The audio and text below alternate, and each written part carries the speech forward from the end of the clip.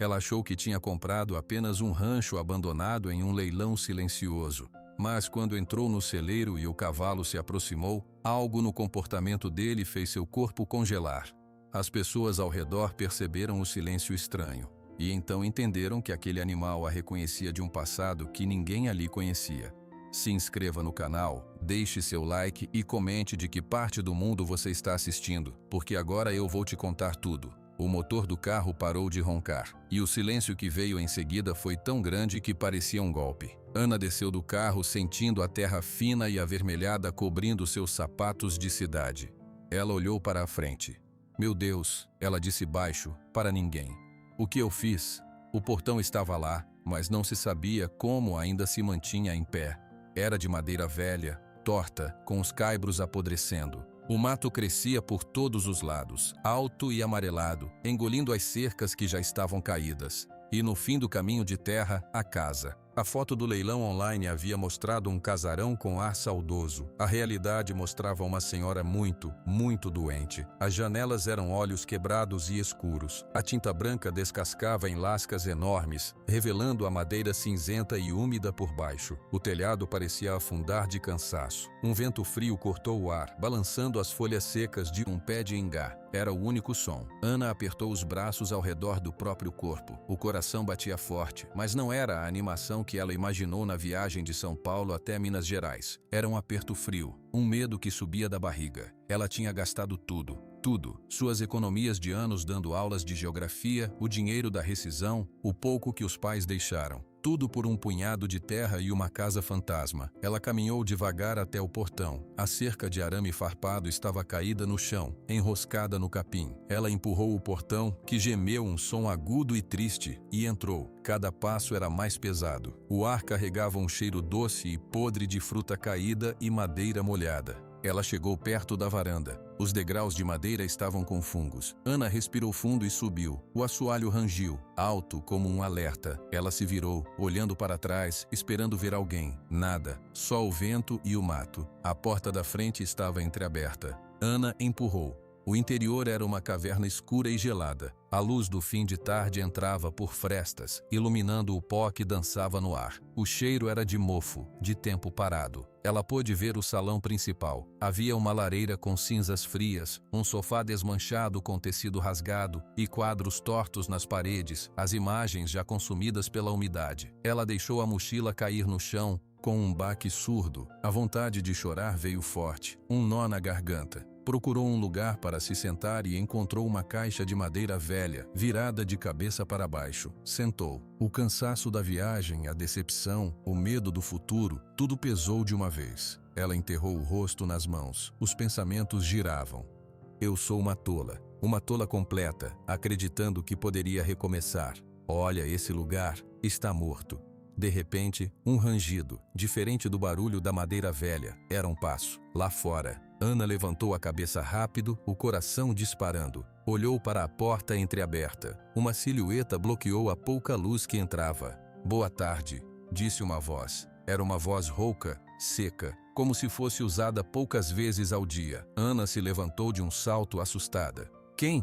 Quem está aí? A silhueta se moveu para dentro, devagar. Era um homem muito velho e muito magro. Usava uma camisa de mangas longas, toda abotoada, e um chapéu de couro gasto da cor da terra. Seu rosto era um mapa de rugas profundas, sobrancelhas grisalhas e olhos de um azul claro e penetrante, que pareciam ver tudo na penumbra. Eu cuido do lugar, disse o homem sem se apresentar. Parou a uns 3 metros de Ana, as mãos grandes e nodosas penduradas ao lado do corpo. Cuidar? Ana repetiu, confusa. A voz saiu trêmula. O senhor trabalha aqui? Eu sou a nova dona, Ana Oliveira. Comprei o rancho no leilão. O homem apenas inclinou a cabeça uma fração, como se já soubesse. Sei. Ele ficou em silêncio, observando-a. Ana se sentiu analisada como um animal estranho que apareceu em seu território. E o senhor é... Ela insistiu, tentando ser educada através do susto. João. Podem me chamar de seu João. Prazer, seu João.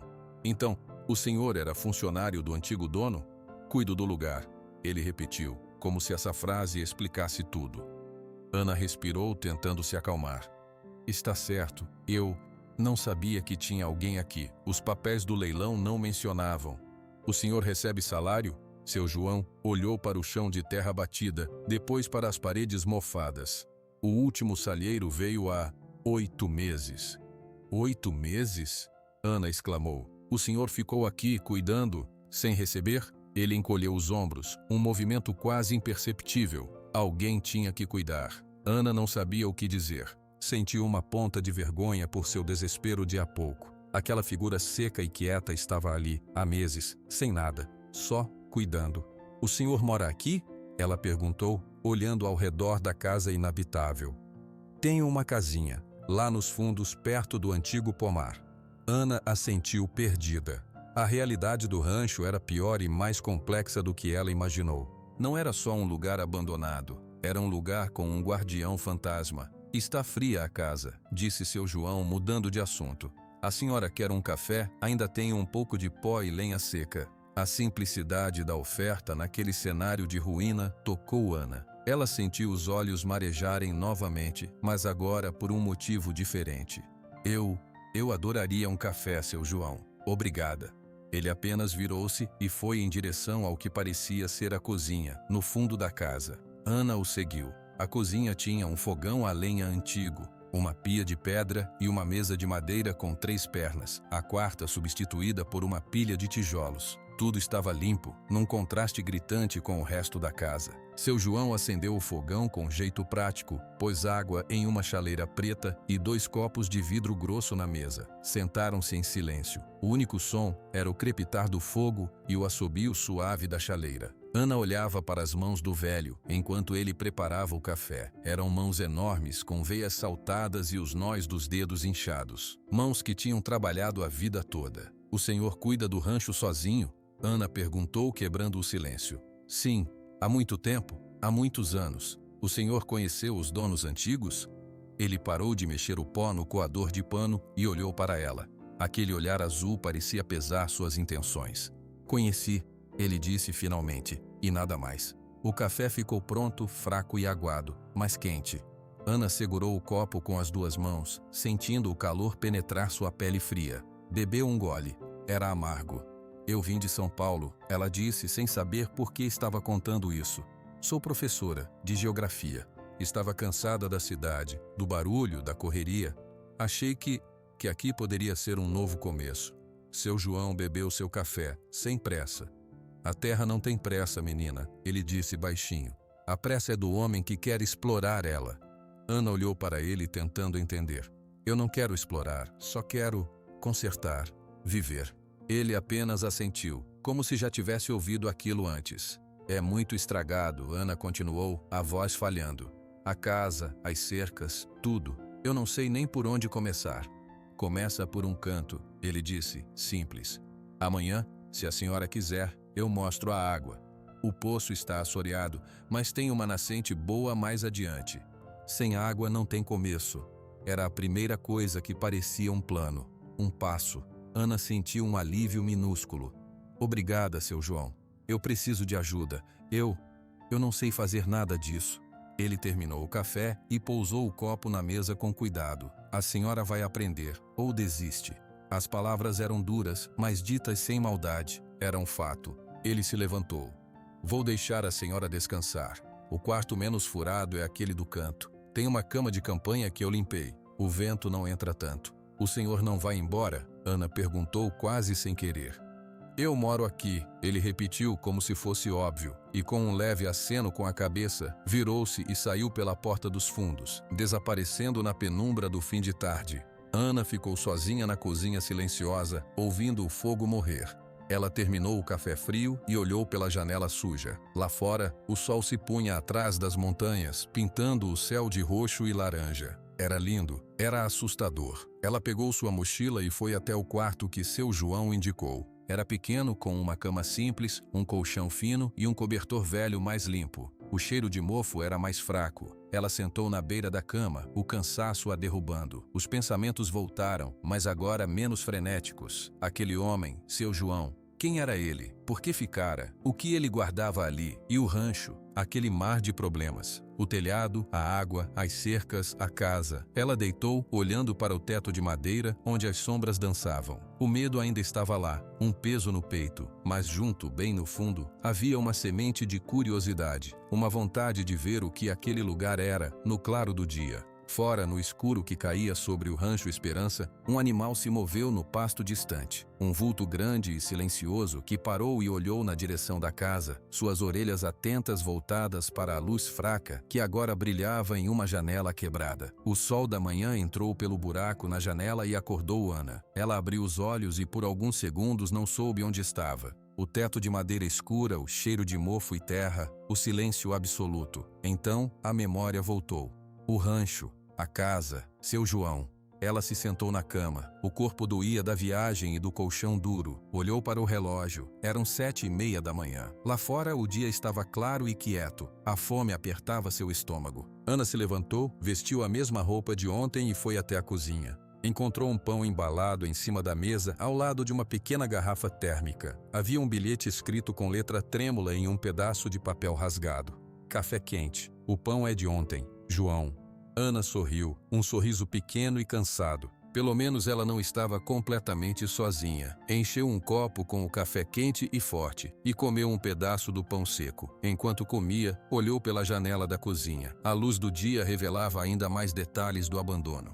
O mato era mais alto do que parecera no crepúsculo. Ela podia ver agora o galinheiro desmontado, um carroça velha sem rodas e, mais ao fundo, um galpão grande com o telhado meio caído. Terminando o café, ela decidiu explorar. Precisava entender a dimensão do que havia comprado. O ar da manhã estava fresco. Ana caminhou pela área ao redor da casa. Cada canto contava uma história de abandono. Havia uma mangueira velha, seca e rachada. Uma pilha de tijolos que parecia ter sido deixada ali há anos. Ela se aproximou do galpão maior. A porta de madeira estava entreaberta, pendendo de uma só dobradiça enferrujada. Ela empurrou a porta. O rangido foi alto, quebrando o silêncio da manhã. Uma escuridão profunda a recebeu. O cheiro que saiu de lá era pesado, feno velho, madeira úmida, esterco seco e algo mais, um cheiro de animal e esquecimento. Seus olhos se acostumaram lentamente com a penumbra. Raios de luz entravam por frestas no telhado de zinco, iluminando partículas de poeira que dançavam no ar. Era um celeiro. Ana pôde ver estribarias vazias, pilhas de feno mofado no canto, algumas ferramentas velhas e enferrujadas penduradas na parede. Ela deu mais um passo para dentro.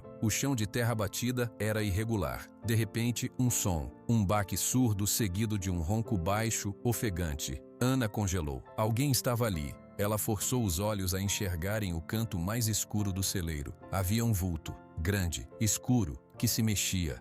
Olá, sua voz saiu um sussurro rouco. Tem alguém aí? O vulto se moveu de novo, e então, lentamente, um animal se separou das sombras. Era um cavalo, muito magro. Seu pelo, de um marrom escuro quase preto, estava embaraçado, sujo de lama seca e galhos. As costelas marcavam sua pele. Ele caminhou um passo para frente, depois outro. Seus cascos faziam um som abafado na terra. Ana não se moveu. Um misto de medo e fascínio a prendeu no lugar. Ela não sabia nada sobre cavalos. Tinha visto alguns em parques, de longe. Aquele parecia enorme, selvagem. O cavalo parou a uns 2 metros dela. Ergueu a cabeça lentamente. Seus olhos eram grandes, escuros, e refletiam as faixas de luz que vinham do telhado. Ele parecia tão cansado quanto o próprio rancho. Ana esperava que ele bufasse, que desse uma patada no chão, que mostrasse medo ou agressão. Mas o animal apenas ficou ali, olhando para ela. Então, ele esticou o pescoço muito devagar. Seu focinho, cinza e com pelos brancos, tremia levemente. Ela prendeu a respiração.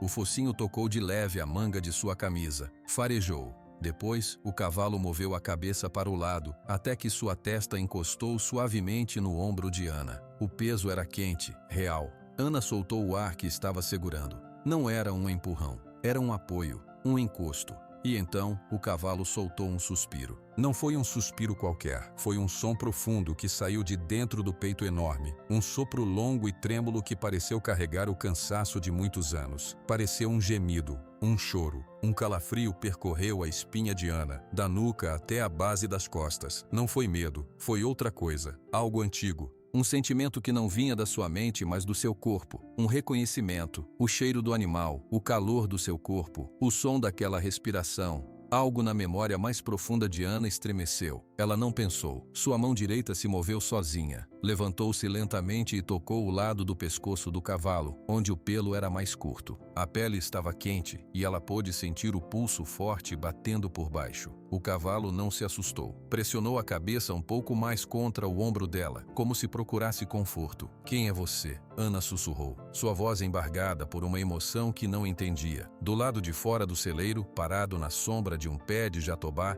seu João o observava. Ele tinha visto Ana sair da casa e seguir a seus passos à distância, sem fazer barulho. Agora, através de uma janela quebrada na lateral do galpão, ele assistia à cena. Seu rosto sério, sempre fechado, tornou-se uma máscara de pura surpresa. Seus olhos azuis estreitaram. A mão que segurava um pedaço de arame farpado ficou imóvel. Ele conhecia aquele cavalo há quase 30 anos. Conhecia cada uma de suas cicatrizes, seu medo de tempestades, sua teimosia silenciosa. Nos últimos anos, o animal tinha se tornado arredio até com ele. João, que era a única pessoa que lhe trazia água e feno. Às vezes, quando João entrava no celeiro, o cavalo se encolhia no canto mais escuro, virando a cabeça para a parede. Nunca, em todos esses anos, ele havia visto o animal se aproximar de alguém. Nunca o vira encostar a cabeça em ninguém. E aquele suspiro era o mesmo som que o cavalo fazia quando, há muito tempo, seu dono original, o velho Luiz, chegava perto. Seu João sentiu um nó se formar no seu estômago. A promessa que fizera ao velho Luiz ecoou em sua mente, clara como se tivesse sido feita ontem. "Esconde o relâmpago, João. Cuida dele. Um dia alguém da minha sangue volta. O cavalo vai saber. Você vai saber também." O velho vaqueiro apertou os olhos, observando a jovem professora da cidade acariciar o pescoço magro do cavalo. Ela não tinha medo. Estava confusa, sim, mas havia uma naturalidade naquele gesto, como se fosse a coisa mais normal do mundo. "O cavalo vai saber." As palavras do velho Luiz não eram só uma esperança, eram uma certeza. E agora, ali, diante dos seus olhos, a certeza se materializava. A neta do homem que ele jurara proteger estava de volta, e o guardião silencioso do rancho a reconhecera. Seu João se afastou da janela, seu coração batendo forte dentro do peito magro. Sentiu um peso imenso, mas também um alívio. A espera solitária e pesada talvez tivesse chegado ao fim. Mas junto com o fim da espera, vinha o começo de um perigo que ele sempre soube que existia. Agora, ele não protegeria apenas um cavalo e um segredo. Teria que proteger aquela menina da cidade que tinha olhos grandes e cheios de sonhos, e que claramente não fazia ideia do que havia desenterrado ao comprar o rancho Esperança. Dentro do celeiro, Ana finalmente recuou um passo. O cavalo ergueu a cabeça, olhando para ela. Seus olhos pareciam menos pesados. "Você está sozinho aqui também, não é?" Ana disse, sua voz mais firme. "Você mora nesse celeiro escuro?" O cavalo balançou a cabeça como se respondesse. Ana olhou ao redor. O lugar era triste, sem luz, sem conforto. "Não pode ficar aqui", ela murmurou mais para si mesma. "Precisamos arrumar um lugar melhor para você." Ela saiu do celeiro piscando contra a luz forte do sol. A primeira pessoa que viu foi seu João, que parecia estar consertando uma cerca a uns 50 metros dali. Ana caminhou até ele. "Bom dia, seu João." "Bom dia", ele respondeu, sem levantar os olhos do arame que estava esticando. "Eu encontrei um cavalo no celeiro grande", disse Ana direto ao ponto. Seu João fez uma pausa. É. Ele é seu?" "Não, é do rancho. Ele está muito magro e o celeiro está em péssimo estado. Ele fica preso lá dentro?" "À noite, sim, para protegê-lo. De dia, solto no pasto dos fundos. Mas ele não come muito." Ana cruzou os braços. "Precisamos cuidar dele melhor. Ele parece triste." Pela primeira vez, seu João levantou os olhos e olhou diretamente para ela. Aquele olhar azul penetrante parecia fazer 1000 perguntas. "A senhora gostou do cavalo?" A pergunta era simples, mas carregada de algo mais. Ana hesitou. "Não sei se gostar é a palavra. Foi estranho." Ele se aproximou de mim, encostou a cabeça em mim e soltou um suspiro tão profundo, senti como se ele me conhecesse. Seu João ficou em silêncio por um longo momento. Ele olhou para o celeiro, depois de volta para Ana. "Alguns animais são assim", ele disse finalmente, voltando a trabalhar no arame. "Sentem as coisas." "Mas por que ele está aqui?" Ana insistiu. "Se o rancho estava abandonado, quem cuidava dele?" "Eu cuidava." "Mas o senhor disse que não recebe salário há 8 meses. Por que continuou cuidando de um cavalo?" Seu João parou de novo. Ele parecia escolher suas palavras com muito cuidado. Uma promessa é uma promessa, menina. Algumas coisas a gente não faz por dinheiro. Ana queria fazer mais perguntas, mas a expressão fechada do velho vaqueiro deixava claro que aquele assunto, por enquanto, tinha acabado. Posso ajudá-lo a limpar um lugar melhor para ele? Talvez um galpão mais aberto? Seu João assentiu. Pode. O galinheiro velho. Dá para limpar e fazer um abrigo, mas é trabalho. Eu não tenho medo de trabalho, disse Ana com mais convicção do que sentia. Ele quase sorriu. Apenas um rápido movimento nos cantos da boca. Então, depois do almoço, a gente vê a água primeiro. Depois, cuida do cavalo. Ana concordou. Enquanto caminhava de volta para a casa, olhou para o celeiro escuro. Podia sentir o peso do olhar do animal de dentro, observando-o a sair. Aquele encontimento não era um acidente. Ela sentia isso nas costas, onde o calafrio ainda ecoava. Algo naquele cavalo magro e naquele velho silencioso estava ligado a ela. E ela não ia descansar até descobrir o que era. A tarde estava quente e silenciosa. Ana passou um pano úmido nos últimos degraus da velha escada de madeira que levava ao sótão. A poeira levantava em nuvens misturando-se aos raios de sol que entravam pelas frestas das telhas. O trabalho braçal, apesar de cansativo, a ajudava a acalmar a mente. Desde o encontro no celeiro, uma inquietação a acompanhava. Ela decidira limpar a casa cômodo por cômodo. Não por vaidade, mas por necessidade. Precisava se apropriar daquele lugar, transformar aquele abandono em algo seu. Começara pela sala, depois a cozinha, e agora atacava o corredor e a escada. Cada teia de aranha removida, cada pedaço de chão varrido, era um pequeno território reconquistado. Seu João estava lá fora, cuidando da nascente de água. Ele havia mostrado a ela um filete cristalino que brotava atrás de uma pedra, não muito longe da casa. A água era boa, gelada, a primeira vitória concreta. Enquanto ele desobstruía o caminho da água com uma enxada velha, Ana enfrentava a poeira de dentro. Ao mover um velho baú vazio que estava encostado na parede do corredor, ela notou algo atrás dele. Era uma abertura baixa, uma portinhola de madeira que dava acesso ao vão sob os degraus da escada. A madeira estava enegrecida pelo tempo e umidade. Com certa dificuldade, Ana puxou o baú para o lado e se ajoelhou. A portinhola estava emperrada, mas cedeu com um puxão forte.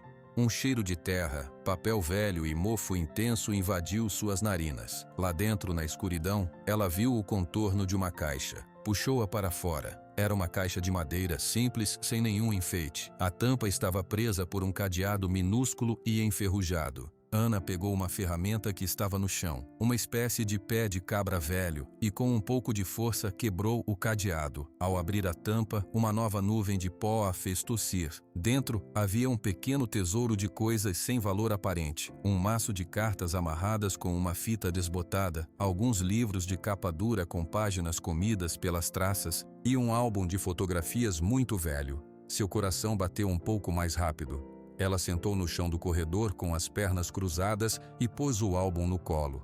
A capa era de um tecido azul escuro, agora manchado de umidade. Ao abri-lo, as primeiras fotos eram de pessoas desconhecidas, senhores e senhoras sérias em trajes antigos, posando em frente a uma casa que parecia mais bonita, mais cuidada. Ela virou as páginas com cuidado, os dedos sujos de poeira, até que parou. A foto não estava colada no álbum, estava solta, caída entre duas páginas. Era uma foto menor, de bordas brancas já amareladas, uma foto colorida, mas as cores tinham desbotado para tons de sépia e azul desbotado. Ana pegou a foto, levou-a para mais perto dos olhos, tentando enxergar melhor na luz fraca do corredor. Na foto, um homem mais velho de bigode grisalho e chapéu de palha segurava um bebê nos braços. Ele sorria, um sorriso largo e aberto, mostrando os dentes. Os olhos do homem estavam cheios de uma alegria que parecia saltar da imagem, mesmo desbotada. O bebê, vestido com um macacão claro, tinha poucos cabelos escuros e olhava para a câmera com uma expressão séria de recém-nascido. Atrás deles, num segundo plano desfocado, estava um cavalo baio, de pelo marrom brilhante, cabeça erguida e orelhas atentas. Algo naquele homem, algo no seu sorriso. Ana virou a foto. No verso, uma caligrafia à caneta, tinta azul agora desvanecida, dizia: Ana e Relâmpago, 1994. O ar saiu de seus pulmões de uma vez. Ela olhou para a data, 1994. Ela tinha por volta de 1 ano de idade. Olhou para o bebê, para o homem. Memórias vagas, muito distantes do cheiro de tabaco e de terra, de um colo grande e seguro, de uma voz grossa cantando. Memórias de um homem que a visitava num apartamento pequeno em São Paulo, que trazia presentes estranhos, como uma ferradura pequena ou um punhado de penas coloridas. O avô, Luiz. O avô paterno que tinha uma fazenda e que um dia deixou de aparecer. A família parou de falar dele. Quando Ana perguntava, sua mãe ficava com os olhos marejados e mudava de assunto. Seu pai, fechado, dizia apenas: "Ele se foi, Ana. É melhor esquecer." Relâmpago. Ela sussurrou o nome. O som saiu de seus lábios e ecoou no corredor vazio, carregado de uma verdade que ela ainda não conseguia entender. Seu corpo reconheceu antes de sua mente. O calafrio do celeiro voltou mais forte. Ela levantou de um salto, a foto tremendo em sua mão. Correu para a porta da frente, atravessou a varanda e desceu os degraus. O sol da tarde a cegou por um instante. "Seu João!" ela gritou, sua voz ecoando no silêncio da propriedade. "Seu João!" Não viu ninguém. Correu em direção ao pomar velho. "Seu João!" O velho apareceu de trás de uma mangueira seca, a enxada na mão. Seu rosto estava impassível, mas seus olhos azuis estavam alertas. "Aconteceu algo, menina?" Ana chegou perto dele ofegante, sem dizer uma palavra, esticou a mão e mostrou a foto. Seu João baixou os olhos lentamente. Ele olhou para a imagem. Por um longo momento não se moveu. Nada em sua expressão mudou. Mas Ana viu algo acontecer. Viu os músculos da sua mandíbula se tensionarem. Viu seus ombros, sempre eretos, caírem 1 milímetro que fosse. Viu seus olhos, aqueles olhos claros e penetrantes, pousarem no rosto do homem na foto com uma intensidade que era quase física. Ele não pegou a foto, apenas olhou. "Onde a senhora achou isso?" Sua voz saiu mais rouca que o normal. "Dentro de uma caixa, embaixo da escada", disse Ana, a voz ainda trêmula. É meu avô, não é? Luiz? E esse sou eu. O bebê sou eu." Seu João finalmente ergueu a cabeça e olhou para ela. Seu olhar parecia medir cada traço do seu rosto, comparando com a foto, com a memória. Ele confirmou, uma palavra só, pesada como uma pedra. "E o cavalo?"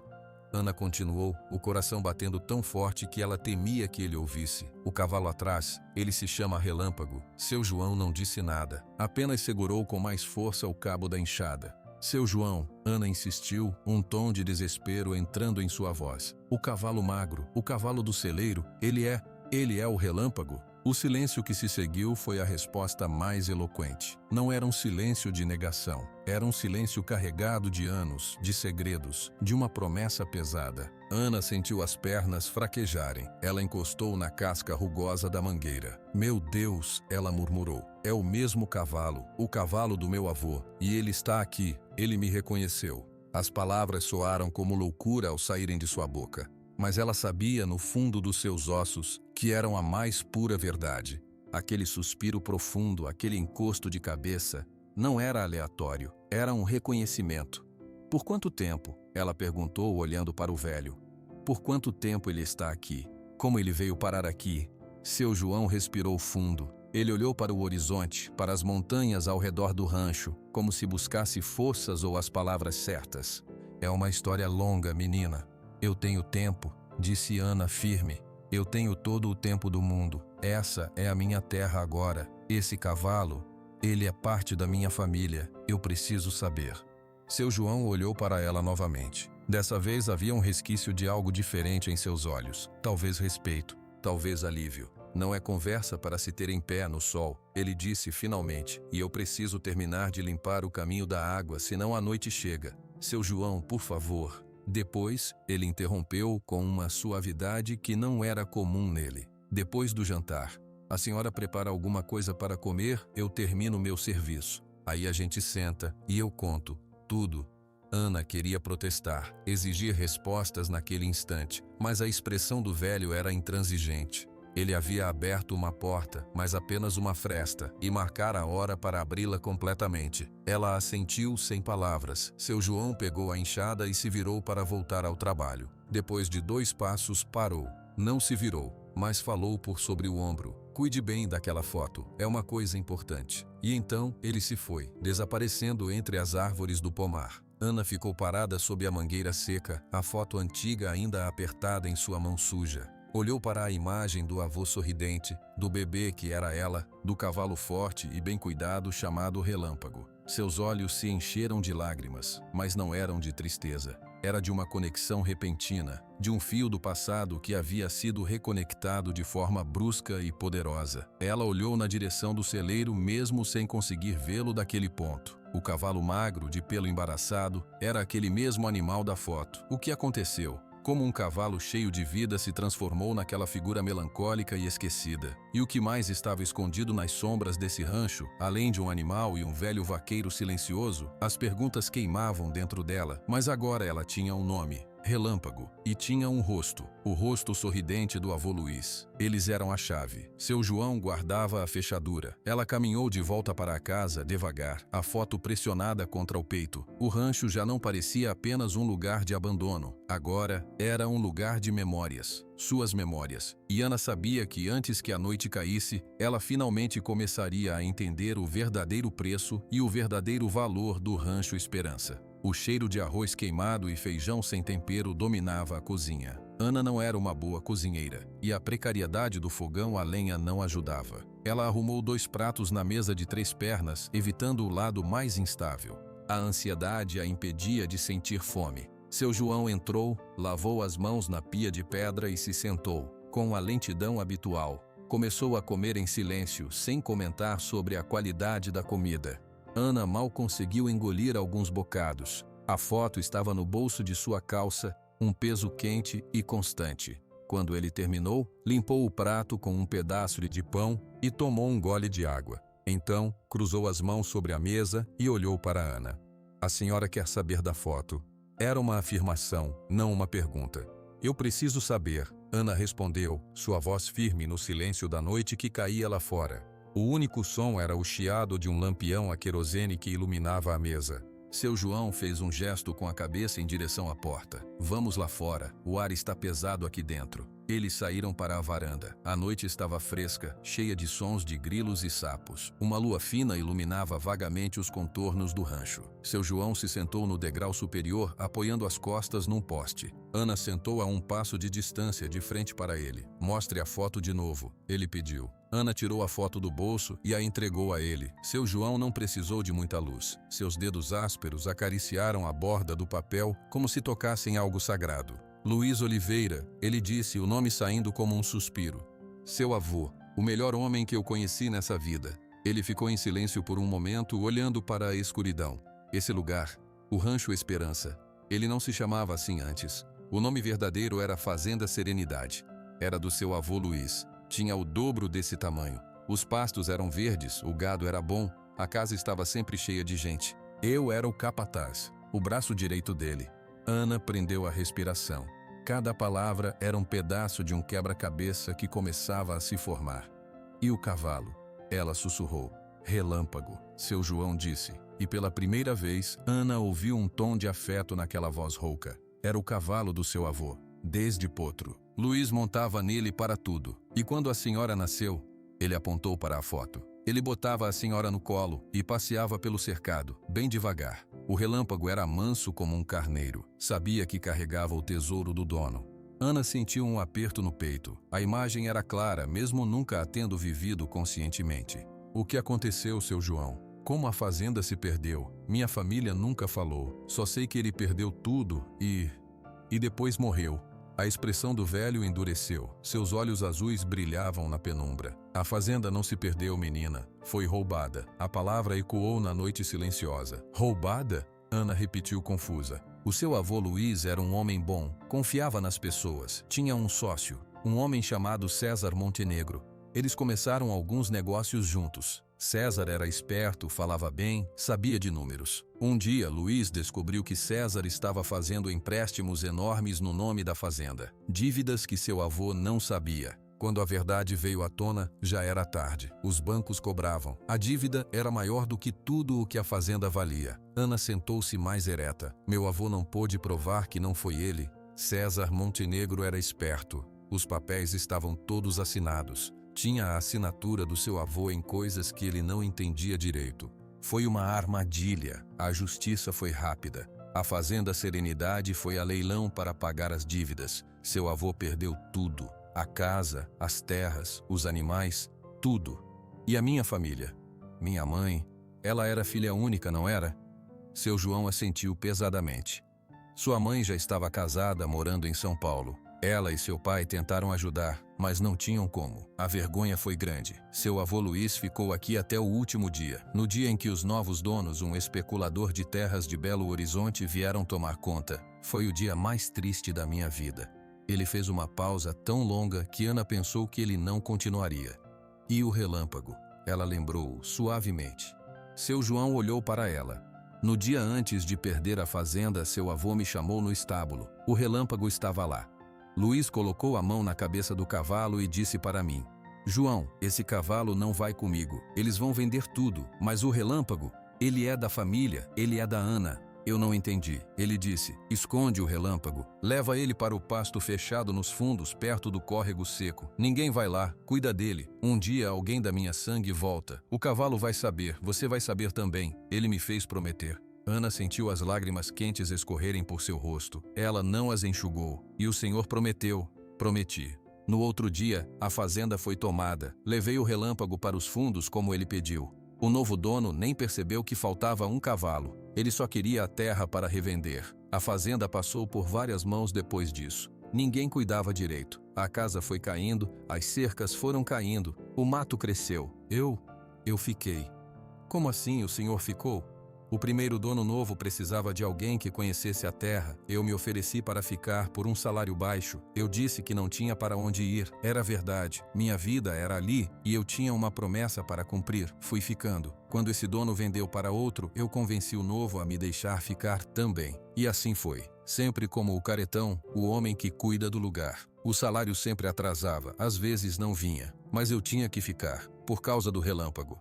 Ana olhou para as sombras do rancho, imaginando a cena. Um homem sozinho, protegendo um segredo por anos e anos. E ninguém nunca descobriu? O cavalo nunca foi visto? Um sorriso amargo apareceu nos lábios finos de seu João. Eu cuidei disso. Comecei a espalhar um boato. Disse que nas noites de lua cheia, um cavalo fantasma, o espírito de um animal maltratado, rondava as terras. Que ele uivava e fazia barulhos. Que dava azar. As pessoas da região são supersticiosas. Ninguém queria vir aqui à noite. Ninguém queria comprar um lugar assombrado. O rancho foi perdendo valor. Ficou barato. Ninguém investia. Foi assim que ele parou no tal leilão online por um preço que até uma professora da cidade podia pagar.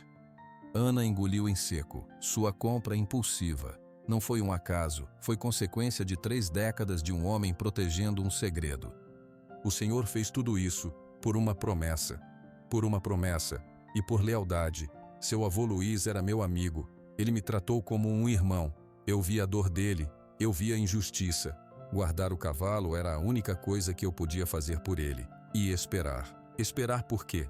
Por você, menina. Por alguém da sangue dele voltar. O seu avô disse: o cavalo vai saber. E ele sabia. No dia que a senhora chegou, eu olhei para a senhora e pensei: é uma menina da cidade, vai desistir em uma semana. Mas então eu vi o relâmpago se aproximar da senhora. Eu vi o modo como ele encostou a cabeça. Eu ouvi aquele suspiro. Aquele cavalo não se aproxima de ninguém, nem de mim direito depois de todos esses anos. Mas ele se aproximou da senhora. Na hora eu soube. O velho Luiz estava certo. Ana ficou em silêncio, absorvendo o peso da história. Toda a sua vida, ela sentira um vazio, uma desconexão. Agora, ela estava sentada no epicentro da razão desse vazio. Sua família tinha raízes ali. Sua história tinha sido apagada por uma traição. E o César Montenegro? Ela perguntou, o nome soando amargo em sua boca. O que aconteceu com ele? A expressão de seu João se fechou completamente. Seus olhos se tornaram 2 fendas geladas. César Montenegro ficou rico. Usou o dinheiro que roubou do seu avô para comprar mais terras. Hoje ele é um dos homens mais poderosos da região. Dono de muita terra, muito gado, um homem respeitado, pelo menos na frente. E ele sabe, sobre o relâmpago, sobre o Senhor estar aqui, ele sabe que eu estou aqui. Acha que sou um velho teimoso sem eira nem beira. Vez ou outra, manda alguém me oferecer dinheiro para eu sair. Eu nunca aceito. Quanto ao cavalo, acho que ele esqueceu. Para ele foi só um animal numa fazenda que ele destruiu há 30 anos. Ana sentiu uma raiva quente subir por seu corpo. Uma raiva limpa e justa. Ele destruiu minha família. Ele tirou tudo do meu avô. Ele tirou. Seu João confirmou, sua voz grave. E agora a senhora está aqui, com os papéis de dona do rancho, e com o cavalo que é a testemunha viva de tudo. Ana olhou para suas mãos, já marcadas pelos poucos dias de trabalho. Mãos de professora que estavam aprendendo a segurar ferramentas. O que eu faço agora, seu João?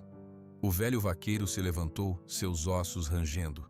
Ele olhou para ela, e pela primeira vez, Ana viu algo que parecia esperança naqueles olhos cansados. A senhora é a dona da terra agora, a neta de Luiz. O cavalo a reconheceu. A promessa está cumprida. O que a senhora fizer daqui para frente é com a senhora. Ele começou a descer os degraus, mas parou no último. Mas tem uma coisa, ele disse sem se virar. A história que eu contei, da dívida, da traição, é só uma parte. A parte que todo mundo acha que sabe. Mas tem uma parte mais feia, mais profunda. Seu avô Luiz, ele não era um homem de desistir sem lutar. Ele suspeitava de coisas piores. E ele escondeu alguma coisa antes de perder tudo. Algo que poderia provar a traição dele de verdade. Algo que poderia virar o jogo. Ana sentiu um frio na nuca. O que era? Onde está? Seu João virou a cabeça para o lado, seu perfil sombrio contra o céu noturno. Eu não sei. Ele não me contou. Disse que era muito perigoso. Disse que se um dia alguém da família voltasse, talvez a própria terra mostrasse, ou o cavalo. Ele fez uma pausa. A senhora já achou uma foto. Pode achar outras coisas. Só tome cuidado. Porque se César Montenegro descobrir que a neta de Luiz está aqui e que ela está fazendo perguntas, aí a história fica feia de verdade. E sem dizer mais nada, seu João caminhou em direção à sua casinha nos fundos, desaparecendo na escuridão. Ana ficou sozinha na varanda, com a foto antiga na mão e um novo fogo queimando dentro dela. Não era mais apenas sobre um recomeço, era sobre justiça. E pela primeira vez desde que chegara, ela não se sentia sozinha. Tinha um velho vaqueiro leal e um cavalo que a esperara por 30 anos. E tinha um inimigo com nome e sobrenome. A noite parecia menos silenciosa agora. Parecia sussurrar segredos. E Ana estava pronta para ouvir. Os dias que se seguiram foram de trabalho duro e silêncio pensativo. A história contada por seu João ecoava na mente de Ana como um sino grave. Cada vez que ela olhava para Relâmpago, agora instalado num canto mais limpo do galinheiro velho reformado, via não apenas um cavalo magro, mas um guardião, uma testemunha viva. Ela e seu João trabalhavam juntos, mas a conversa era só sobre tarefas. A cerca que precisava ser reforçada, o telhado que gotejava no canto da sala, a horta que poderiam plantar. Nada mais sobre o passado. Era como se ao contar o segredo, seu João tivesse esgotado suas palavras por um tempo. Ana respeitava aquilo, ela mesma precisava digerir. Uma tarde o céu começou a mudar. As nuvens, que eram brancas e fofas pela manhã, tornaram-se pesadas e de um cinza chumbo. O ar parou de circular, ficou abafado, opressivo. Seu João, que estava ajudando Ana a pregar uma tábua solta na varanda, parou de trabalhar e olhou para o horizonte. Vem tempestade forte, ele afirmou, sua voz soando plana. Ana seguiu seu olhar. O céu ao longe, sobre as montanhas, estava escuro. Parece sério. É sério. Vai ter muito vento e raio. A senhora precisa fechar tudo o que for frágil e ver o cavalo. Relâmpago? Por quê? Seu João a olhou. Ele tem pavor de tempestade, desde a época do seu avô. Um raio caiu perto dele uma vez, quando ele era jovem. Desde então, o barulho o deixa alterado. Ana não perguntou mais. Desceu os degraus e correu em direção ao galinheiro reformado. Relâmpago já estava inquieto. Ele caminhava de um lado para o outro no pequeno espaço, suas orelhas coladas para trás, os olhos arregalados mostrando o branco. O primeiro trovão chegou, um rolo distante e profundo que pareceu vibrar no chão. O cavalo deu um salto para o lado, bufando. Calma, Relâmpago, Ana disse, aproximando-se com cuidado. Está tudo bem, é só uma tempestade. Ela abriu a porteira do galinheiro. Talvez ele se sentisse melhor no pasto aberto, sem se sentir preso. Relâmpago saiu num passo rápido, mas não foi para o pasto. Ficou parado, olhando para o céu que escurecia rapidamente. O vento começou, uma rajada forte que levantou poeira e folhas secas. O segundo trovão foi mais próximo, um estalo seco e alto. Relâmpago empinou, assustado, as patas dianteiras batendo no ar. Ana recuou, com medo de ser atingida. Relâmpago, quieto! outra rajada de vento e as primeiras gotas grossas começaram a cair, pesadas como pedrinhas. Em segundos, a chuva se transformou em um verdadeiro muro de água. A visão ficou turva. Ana estava encharcada em 10 segundos. Relâmpago estava em pânico total. Ele corria em círculos cada vez mais apertados, relinchando alto, um som que era puro terror. Um clarão branco iluminou o céu por uma fração de segundo, seguido quase instantaneamente por um trovão ensurdecedor que fez Ana gritar. O raio havia caído em algum lugar muito perto. Foi o suficiente para o cavalo. Em vez de fugir para longe, ele se virou e, num movimento que parecia mais decisão do que desespero, correu direto para Ana. Ele não a derrubou. Parou diante dela, seu corpo tremendo violentamente, e pegou a barra da camisa encharcada de Ana com os dentes. Puxou. "O que você está fazendo?" ela gritou, tentando se soltar. Ele puxou de novo, com mais força, insistente. E então olhou para ela, e naquele olhar não havia mais pânico, havia uma urgência clara, um propósito.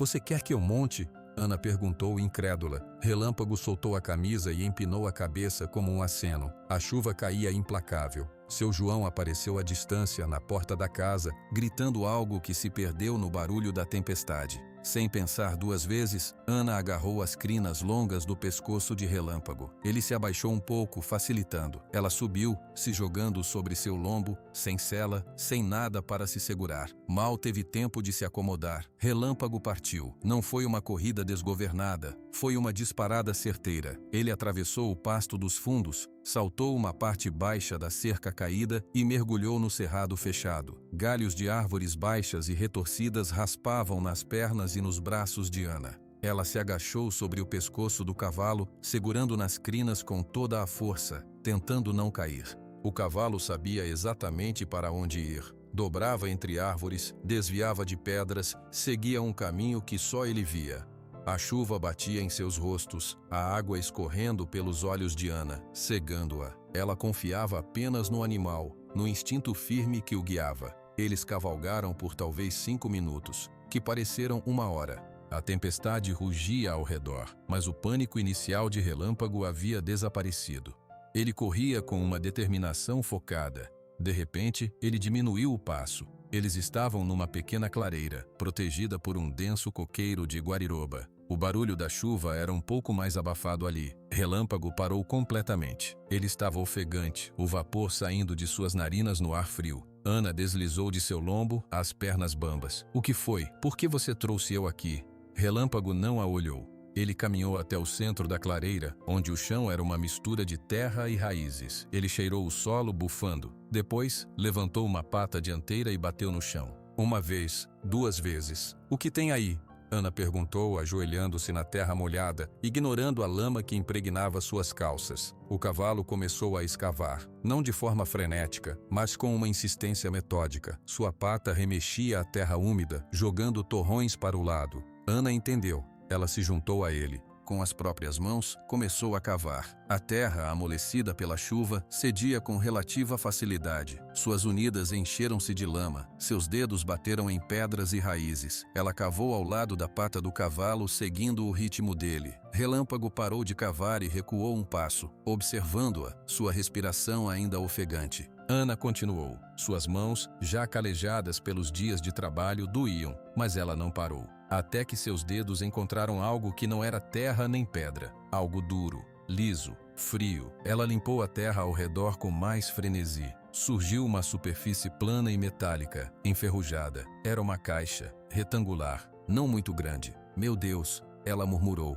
Usando as unhas, ela conseguiu encontrar uma argola presa na tampa. Puxou. A caixa estava enterrada há muito tempo, mas a ferrugem e a terra solta a soltaram. Com um último esforço, ela a puxou para fora do buraco. Era uma caixa de metal, do tamanho de uma pequena maleta, toda coberta de ferrugem e lama, pesada. Ana a segurou no colo, sentada na lama, sob a chuva que agora diminuía para uma garoa fina. Relâmpago aproximou-se e encostou o focinho na caixa, farejando-a. Soltou um baixo ronco, um som de aprovação. Ela olhou para o cavalo, seus olhos grandes e escuros fixos nela. "Foi isso que o vovô escondeu? Foi isso que você guardou todos esses anos?" Relâmpago balançou a cabeça como se dissesse sim. O barulho da tempestade estava passando. Agora só se ouvia a chuva leve nas folhas e a respiração ofegante de ambos. Ana olhou para a caixa enferrujada em suas mãos. As últimas palavras de seu João voltaram à sua mente. Ele escondeu alguma coisa antes de perder tudo, algo que poderia provar a traição dele de verdade. O coração de Ana batia rápido, mas não era de medo. Era de uma antecipação aguda. Ela tinha nas mãos o segredo mais profundo do seu avô, a resposta que sua família nunca teve. A arma que poderia, 30 anos depois, consertar uma injustiça. Com cuidado, ela se levantou, a caixa pesada presa contra o peito. Relâmpago se posicionou ao seu lado, pronto. Vamos para casa, ela disse para o cavalo. Vamos ver o que o vovô Luiz nos deixou. E lado a lado, a mulher encharcada e o cavalo velho começaram a caminhar de volta através do cerrado molhado, levando com eles o passado que finalmente havia sido desenterrado.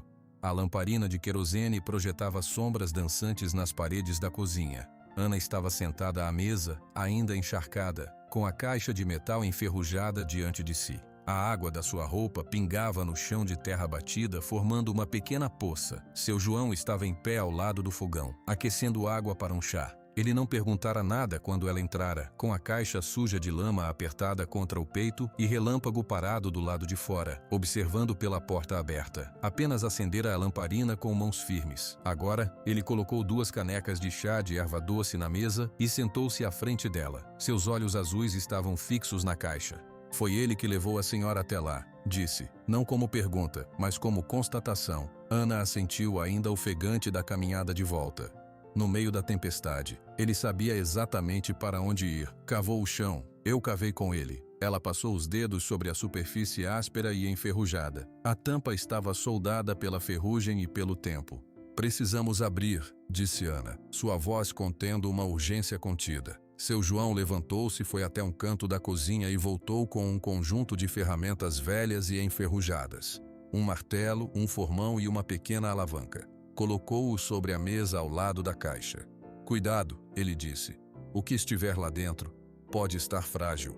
Ana pegou o formão e posicionou-o na junta entre a tampa e a caixa. Seu João segurou a caixa firme contra a mesa. Ela bateu com o martelo. Um baque seco. Nada. A ferrugem mantinha tudo preso. Ela tentou de novo com mais força. E mais uma vez. Na quinta martelada, um rangido metálico. Ela forçou a alavanca na pequena fresta que surgiu. Com um gemido longo e agudo, a tampa começou a ceder. O cheiro que saiu da caixa foi surpreendentemente seco, de papel velho e metal. Não era o cheiro de mofo que ela esperava. Talvez a caixa fosse mais hermética do que parecia. Ana colocou a tiga enferrujada de lado e olhou para dentro. Havia uma pilha de papéis, embrulhados em um plástico grosso e transparente, que agora estava amarelado e quebradiço. Sob o plástico, ela podia ver a cor marrom clara de papéis oficiais e a escrita à mão. Suas mãos tremeram quando ela pegou o pacote. Era pesado. Ela o colocou com cuidado sobre a mesa e começou a desfazer o plástico.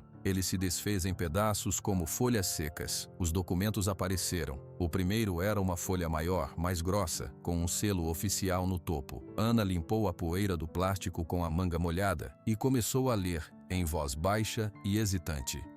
Escrito: Público e particular de testamento.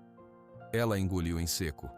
Eu, Luiz de Oliveira, proprietário da Fazenda Serenidade, no município de Piumhi, no estado de Minas Gerais, sendo de bom senso e saúde, declaro a minha última vontade. Ela continuou lendo, seus olhos percorrendo as linhas formais e manuscritas. O testamento deixava todos os bens, a fazenda, as benfeitorias, tudo, para sua única filha, Maria Cristina de Oliveira. Minha mãe, Ana sussurrou, as lágrimas voltando aos seus olhos. Ele deixou tudo para a minha mãe. Isso significava que a venda forçada da fazenda nunca deveria ter acontecido. A herança era dela, da mãe dela, e por consequência, agora dela. Debaixo do testamento havia outros papéis. Contratos, anotações, recibos e uma carta. Uma carta escrita em papel comum, já amarelado, com a caligrafia firme e inclinada do seu avô. Ana pegou a carta. As palavras pareciam pulsar diante de seus olhos. Para quem encontrar esta caixa, se você está lendo esta carta, é porque 2 coisas aconteceram. A primeira, eu, Luiz de Oliveira, já não estou entre vocês. A segunda, alguém da minha família, ou alguém com bom coração, achou o que eu escondi. Escondi esta caixa porque sei que vou perder a Fazenda Serenidade. A dívida que colocaram em meu nome é maior do que tudo que tenho. Os bancos vão tomar a terra. A justiça vai ficar do lado deles porque os papéis foram forjados com minha assinatura. Mas quero deixar registrada a verdade completa. A Fazenda Serenidade não foi perdida por má administração ou por azar. Foi roubada. Roubada por um homem em quem eu confiei como um irmão, César Montenegro. Há 5 anos, César se aproximou de mim com um projeto para aumentar nossos rebanhos. Eu fornecia a terra e o gado, ele fornecia o capital e os contatos. Eu, um homem simples da roça, assinei os papéis que ele me colocou na frente, sem ler tudo direito. Confiei. Ele usou minha assinatura para fazer empréstimos enormes no nome da fazenda. Empréstimos que eu nunca vi o dinheiro. Ele desviou tudo. Quando os credores começaram a cobrar, César desapareceu, sumiu, e todas as dívidas ficaram em meu nome. Tentei lutar. Contratei um advogado, o Dr. Tavares de Formiga. Ele começou a investigar e descobriu coisas piores. Descobriu que César tinha sócios dentro do banco. Descobriu que os laudos de avaliação da fazenda foram adulterados para valer menos. O Dr. Tavares me disse para eu tomar cuidado. Disse que César Montenegro era perigoso. Uma semana depois, o Dr. Tavares sofreu um acidente com seu carro. Não morreu, mas ficou muito machucado. Desistiu do caso. E eu fiquei sozinho. Nestes papéis estão cópias de alguns dos contratos forjados, com anotações do Dr. Tavares sobre as irregularidades. Está o testamento verdadeiro, que deixo a terra para minha filha, Maria Cristina. E está a minha palavra, a palavra de um homem que está prestes a perder tudo, mas que não perdeu a honra. César Montenegro vai ganhar. Ele vai ficar com a minha terra. Mas um dia, espero que a justiça maior faça seu trabalho. Se você que lê esta carta é da minha família, lute. Lute pelo que é seu por direito. Se não é da minha família, por favor, entregue estes documentos às autoridades. E tome cuidado com César Montenegro. Cuide do relâmpago. Ele é um cavalo bom, e ele sabe onde esta caixa está escondida. Foi a última coisa que lhe ensinei. Com esperança, mesmo no fim, Luiz de Oliveira. Quando Ana terminou de ler, um silêncio profundo tomou conta da cozinha. Só se ouvia o leve chiado da lamparina. As lágrimas escorriam livremente pelo seu rosto, misturando-se à água da chuva que ainda pingava de seus cabelos. Ela olhou para seu João. O velho vaqueiro tinha os olhos marejados também. Ele olhava para a carta como se visse o fantasma do velho amigo naquelas palavras. Ele sabia, Ana disse, sua voz rouca pela emoção. Ele sabia que ia perder, e ele preparou isso, para nós, para mim. Ele sempre foi um homem esperto, disse seu João, limpando os olhos com as costas da mão nodosa. Esperto e bom.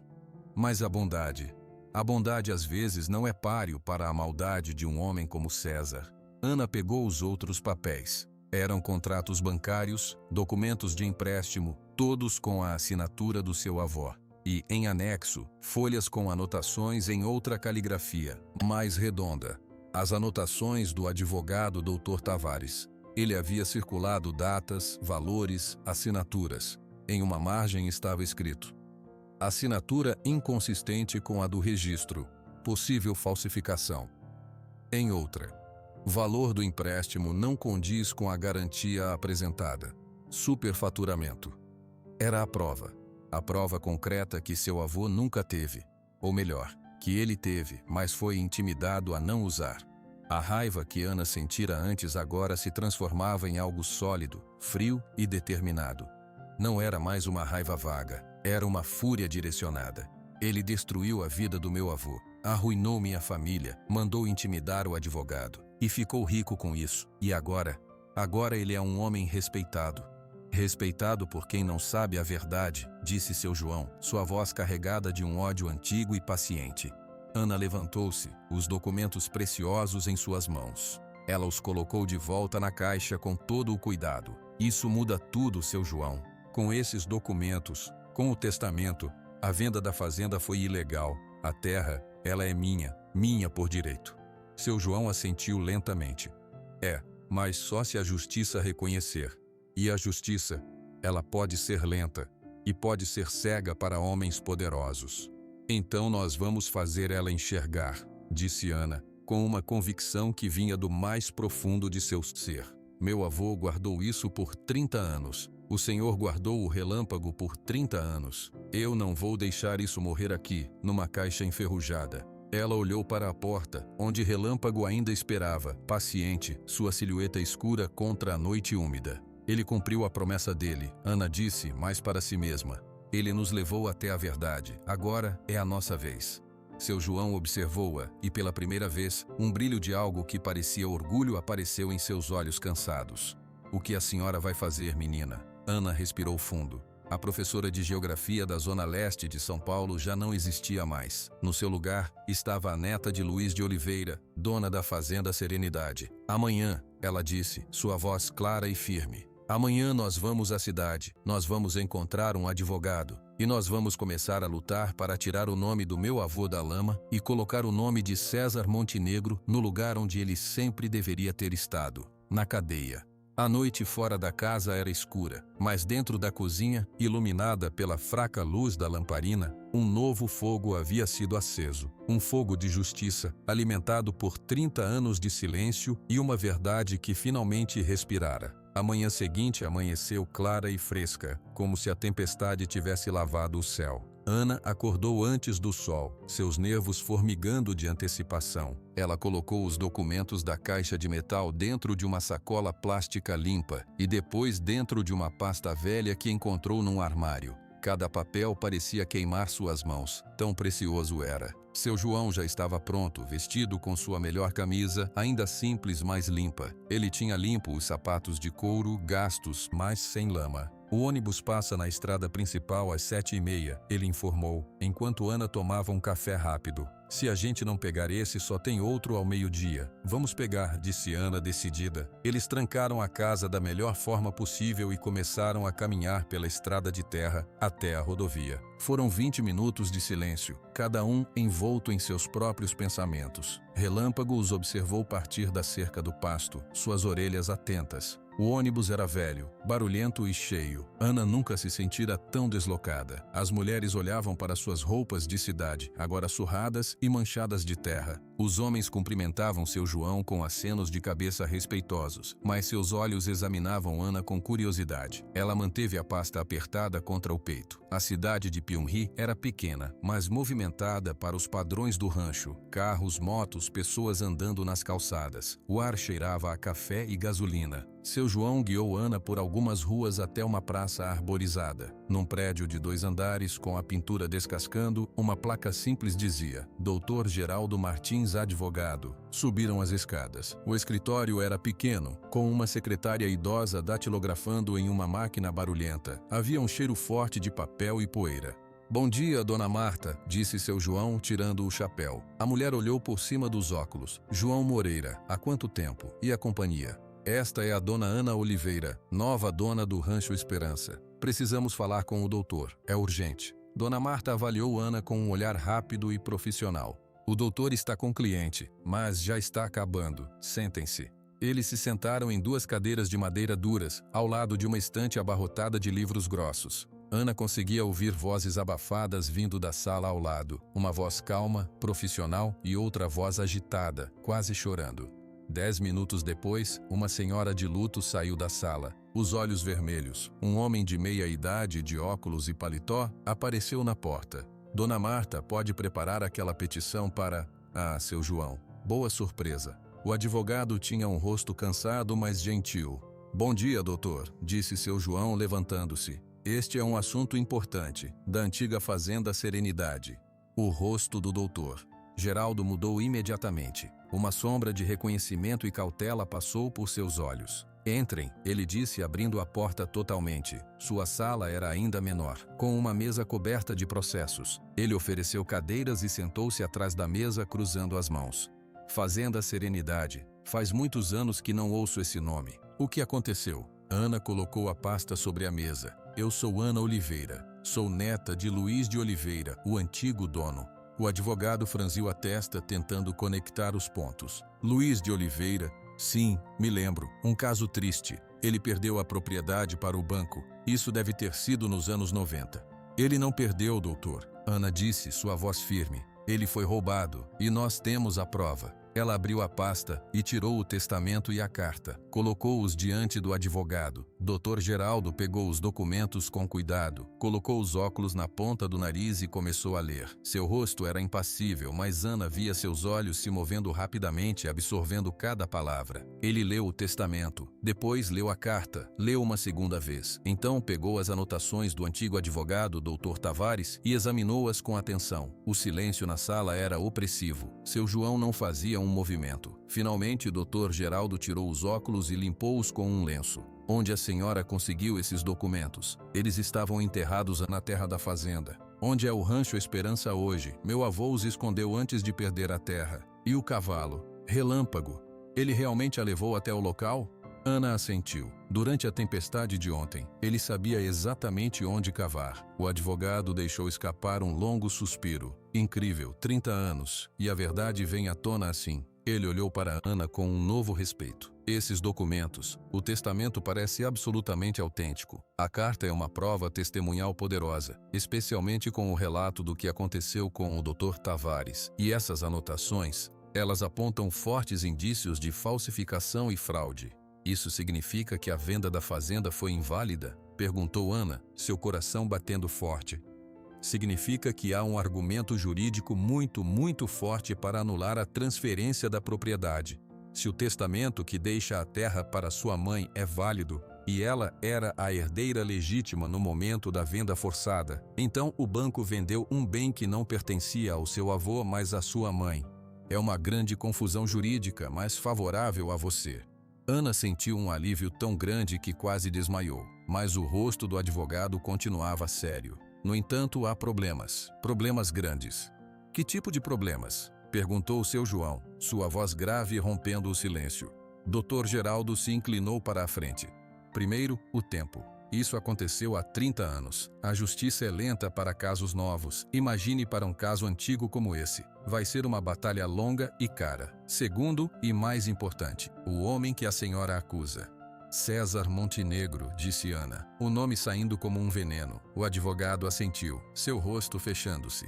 Exato. César Montenegro não é mais apenas o sócio trapaceiro de 30 anos atrás. Hoje, ele é uma das pessoas mais influentes da região. Dono de milhares de hectares, presidente do sindicato rural, amigo de políticos, de juízes. Ele é uma força. Um processo contra ele não será fácil. Mas temos a prova, insistiu Ana. A prova é forte, sim, mas processos podem ser arrastados, recursos podem ser apresentados, testemunhas podem ser intimidadas. Ele olhou para seu João. O senhor, por exemplo, seria uma testemunha-chave. Estaria disposto a depor contra César Montenegro, sabendo do poder que ele tem? Seu João não hesitou. Estou disposto a depor desde o dia em que ele traiu o meu amigo Luiz. Dr. Geraldo pareceu impressionado com a firmeza do velho. Bom, isso ajuda, mas ainda tem outra coisa. Ele abriu uma gaveta e tirou uma pasta. Quando a senhora me ligou ontem, Dona Marta, eu tomei a liberdade de dar uma olhada rápida nos registros do Rancho Esperança, o leilão online, os débitos. Há algo muito errado. O quê? Perguntou Ana. Uma nova apreensão surgindo. O rancho foi a leilão por uma dívida de impostos municipais atrasados, valor baixo. Mas os documentos do leilão, eles não mencionam uma série de outras dívidas que estavam vinculadas à propriedade. Que dívidas? Dívidas trabalhistas, disse o advogado golpeando as palavras. O antigo proprietário, o especulador de Belo Horizonte, ele tinha funcionários aqui. Quando ele faliu, ele não pagou os direitos desses funcionários. Férias, 13º, aviso prévio. Essas dívidas ficaram associadas à propriedade. Elas não apareceram nos papéis do leilão. Estavam escondidas em anexos técnicos em letras miúdas. Quem comprou o imóvel no leilão assumiu essas dívidas. Ana sentiu o chão desaparecer sob seus pés. Quanto é essa dívida? Dr. Geraldo olhou para um papel. Com os juros e correções de 30 anos. É uma quantia considerável. Mais do que o valor que a senhora pagou pelo rancho. Muito mais.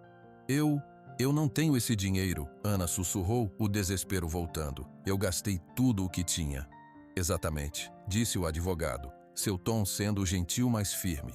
É uma armadilha clássica.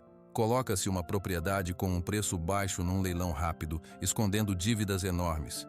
Uma pessoa, especialmente de fora, de cidade, compra achando que fez um bom negócio. Quando descobre as dívidas, não tem como pagar. Aí, o único jeito é vender a terra de volta, por uma fração do valor, para quem estava por trás do leilão. Normalmente um grande proprietário que quer juntar a área às suas.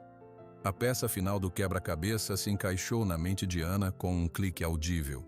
César Montenegro, ela disse, a voz vazia. Ele colocou o rancho no leilão. Ele sabia das dívidas, ele queria que alguém comprasse e depois falisse, para ele comprar barato e juntar a terra à dele. É a hipótese mais provável, confirmou o Dr. Geraldo. Ele sempre quis aquele pedaço de terra. É a chave para unir duas grandes fazendas que ele comprou. Ao lado, só que ele não contava com uma coisa. Ana olhou para ele. Com o quê? Com a compradora ser a neta de Luiz de Oliveira, e com essa neta desenterrar o testamento que prova que a terra, por direito, já era dela mesmo antes do leilão. Um sorriso breve cruzou o rosto do advogado. É uma ironia da justiça. A arma que ele usou para tentar tomar a terra pode ser a mesma que vai devolvê-la para você e ainda expor seus crimes. Ana respirou fundo, tentando processar toda a informação. Medo, raiva, esperança, tudo se misturava. Então, o que eu faço? Dr. Geraldo fechou a pasta com um gesto decisivo. A senhora entra com uma ação judicial. Duas, na verdade. Uma para anular a venda do leilão com base nas dívidas ocultas e no testamento. Outra, uma ação criminal por estelionato e falsificação de documentos contra César Montenegro, baseada na carta do seu avô e nas anotações do Dr. Tavares. E as dívidas trabalhistas? Se a senhora ganhar a ação e provar que a venda foi fraudulenta, as dívidas voltam para o patrimônio do antigo dono, não para a senhora. Mas até lá, elas são uma espada sobre a sua cabeça. César Montenegro vai usá-las para pressionar. Ana olhou para seu João. O velho estava calmo, seus olhos azuis fixos no advogado. Nós vamos lutar, disse Ana dirigindo-se aos dois homens. Meu avô esperou 30 anos por justiça. Eu posso esperar o tempo que for necessário. Dr. Geraldo assentiu, uma centelha de determinação em seus olhos cansados. Então vamos trabalhar. Vou precisar de cópias autenticadas de todos esses documentos e da sua certidão de nascimento para comprovar que a senhora é neta de Luiz e herdeira de sua mãe. E seu João, vou precisar de um depoimento formal, tudo detalhado. O senhor vai enfrentar o César Montenegro? Perguntou seu João diretamente. O advogado hesitou por um segundo. Eu não gosto de injustiças, seu João. E este caso é a injustiça de uma vida inteira. Sim, eu vou enfrentá-lo. Naquela pequena sala abafada, um pacto silencioso foi selado. A professora da cidade, o velho vaqueiro e o advogado cansado de uma cidade do interior uniam forças contra um gigante. Eles saíram do escritório com uma lista de tarefas e um peso enorme, mas também com uma direção clara. Ao descer as escadas, Ana olhou para as ruas movimentadas de Pyongyang. Em algum lugar naquela cidade ou nas vastas terras ao redor estava César Montenegro. Um homem poderoso que não fazia ideia de que o passado, na forma de uma neta obstinada e de um cavalo velho, estava vindo para acertar as contas. O caminho de volta no ônibus parecia mais longo. A pasta com os documentos, agora acompanhada de uma pilha de formulários e anotações do advogado, pesava no colo de Ana como um bloco de concreto. As palavras do Dr. Geraldo ecoavam. Uma batalha longa e cara. E César Montenegro é uma força. Seu João, ao seu lado, olhava fixamente pela janela, seu perfil grave e pensativo. Quando desceram na estrada de terra e começaram a caminhar de volta para o rancho, foi ele quem quebrou o silêncio. Agora a senhora sabe. A luta não é só com a terra e o mato, é com um homem. Eu sei, disse Ana, sua voz firme apesar do cansaço. E eu não vou deixar ele ganhar. Não desta vez. Seu João assentiu. Então a senhora precisa aprender. Aprender rápido. Não pode ficar só na raiva. Raiva cansa. Estratégia vence. O que eu preciso aprender?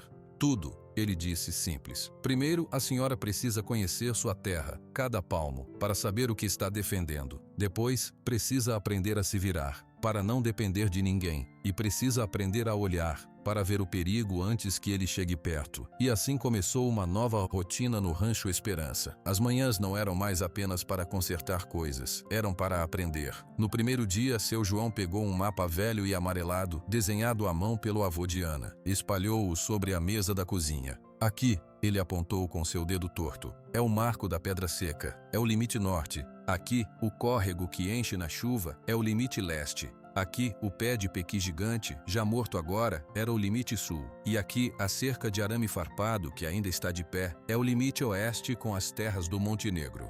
Ana estudou o mapa, memorizando cada ponto de referência.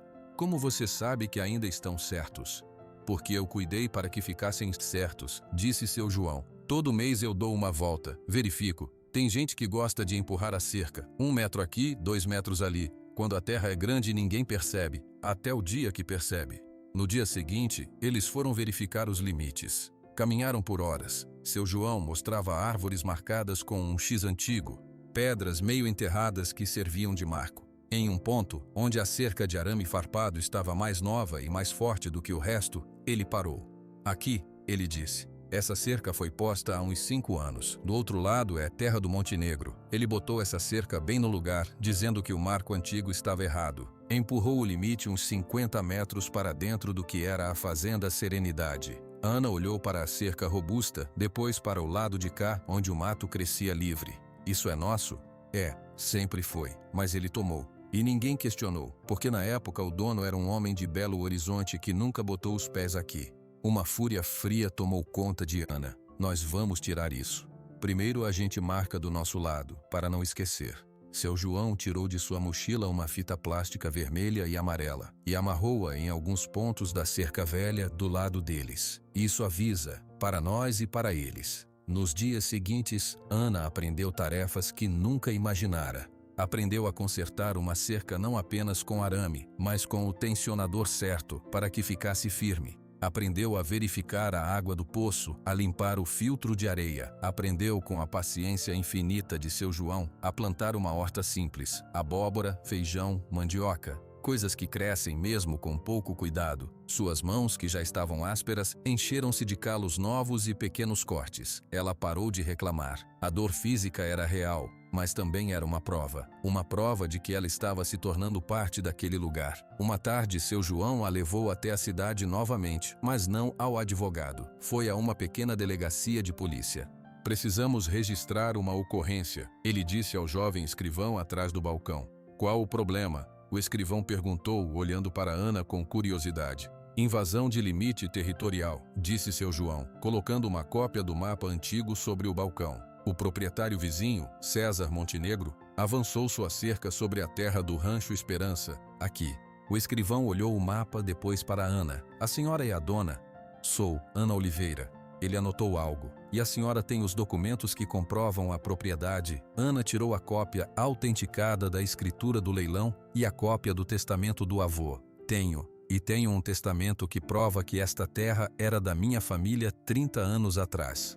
O escrivão examinou os papéis, sua expressão ficando mais séria. Isso aqui é uma coisa séria. Vou fazer o registro, mas a senhora sabe, né? Processo de terra é complicado e envolvendo o senhor Montenegro. Ele não terminou a frase, apenas fez uma expressão que dizia tudo. Eu sei, disse Ana, mas o registro precisa ser feito. Enquanto o escrivão datilografava a ocorrência, seu João sussurrou para Ana.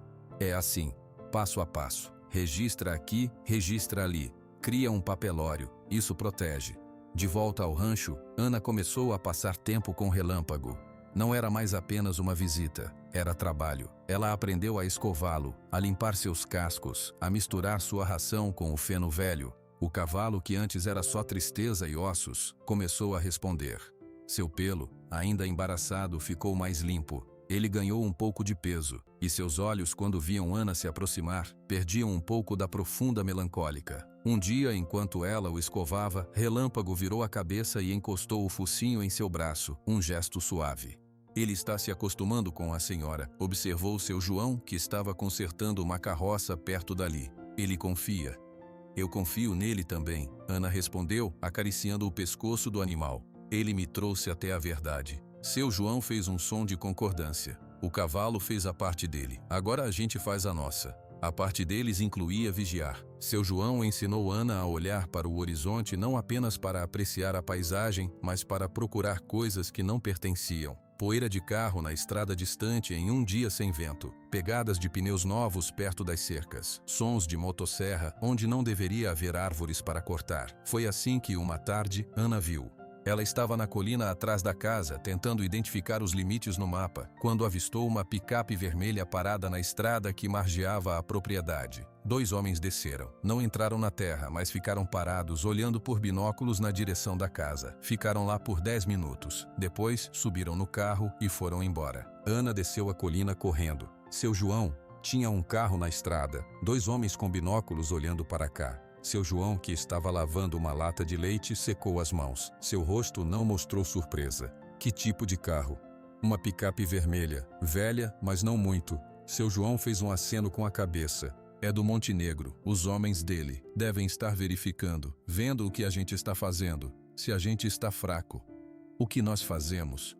Nada, por enquanto. A gente continua, a gente trabalha, a gente mostra que está aqui, que está forte e que não vai sair.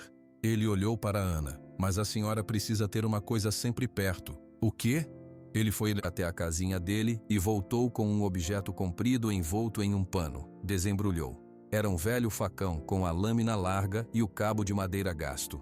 Não é para usar, ele disse vendo o choque no rosto de Ana. É para mostrar. Às vezes, só a vista de uma ferramenta grande na cintura faz um homem pensar 2 vezes antes de invadir. A senhora guarda isso perto da porta, e quando for andar sozinha nos limites, leva. Ana pegou o facão. Era pesado, era real. Era um símbolo de um mundo onde as regras eram diferentes. Naquela noite, sentada à mesa com seu João, comendo um simples feijão com arroz, Ana olhou para suas próprias mãos à luz da lamparina. Eram mãos de outra pessoa. Mãos que cavavam a terra, que consertavam cercas, que seguravam documentos de justiça e o cabo pesado de um facão. Ela não era mais a professora que fugiu de São Paulo. Ainda não era uma fazendeira. Era algo no meio, uma lutadora que estava aprendendo as regras do campo de batalha. A batalha silenciosa, como dissera seu João, já havia começado, e ela finalmente estava aprendendo a lutar. O silêncio da manhã foi quebrado por um som que não pertencia ao rancho. Era um ronco metálico, intermitente, seguido de um estalido seco e repetitivo.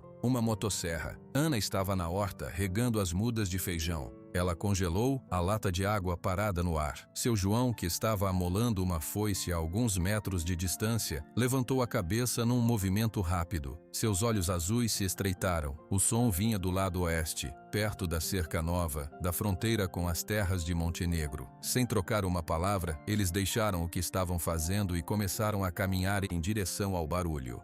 Ana sentiu um frio na barriga. O facão que seu João lhe dera estava encostado na porta de casa. Ela não o trouxera. Conforme se aproximavam, outros sons se juntaram ao ronco da motosserra. Vozes masculinas, o baque pesado de algo grande caindo no chão, e o rangido distinto de um caminhão. Eles chegaram à borda do cerrado e pararam atrás de uma moita de gabiroba. A cena à frente era clara. Um caminhão velho de carga e uma máquina amarela, uma pequena escavadeira, estavam parados do outro lado da cerca. Mas não exatamente do outro lado.